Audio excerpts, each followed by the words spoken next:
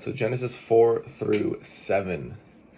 This is the escalation of human sin. It's the resulting judgment from God. Genesis 4 is the Cain and Abel narrative. Genesis 5 is the genealogy, the generations of Adam. Chapter 6 is the corruption of humanity. This is when Noah finds favor with God, and God gives Noah the command to create an ark. And then Genesis chapter 7 is a continuation of those events. So Genesis chapter 4, this is the big idea. Genesis 4 illustrates humanity's deepening struggle with sin and its consequences, but it emphasizes God's sovereignty over creation. It also provides grace and mercy and justice and the opportunity for possession. So here we go. Cain is Hebrew for possession. Abel is Hebrew for breath of vapor.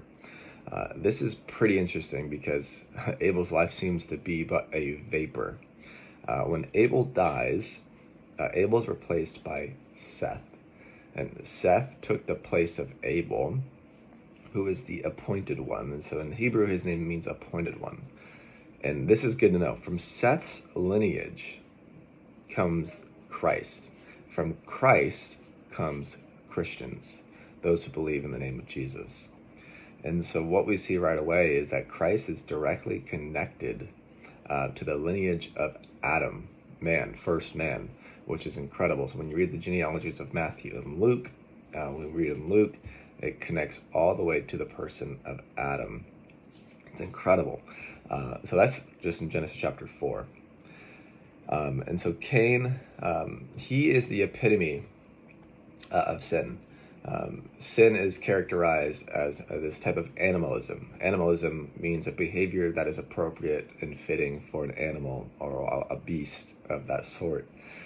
And so humans have rational free will, and then animals have irrational free will, meaning they have instincts, but they can't control instinct. And Cain engaged in the first murder of the Bible. And so in Genesis 4:8, Cain rose up against Abel. See, sin is thought of as crouching. In Genesis 4 verse 8, sin it crouches at the door, but then God commands us to rule over it, so it doesn't overcome us.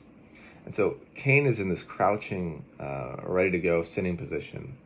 But when he kills Abel, he props himself up. He grows up. He rises up against his brother and kills him.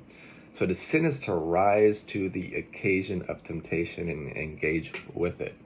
And so Cain succumbs to sin and is ruled by instinctive behavior. He becomes a characterized beast of sin, fully aligning himself with this predatory nature. And it's funny because Cain continues to adopt this predatory nature. And so it says, you'll be a fugitive, you'll be a wanderer. And so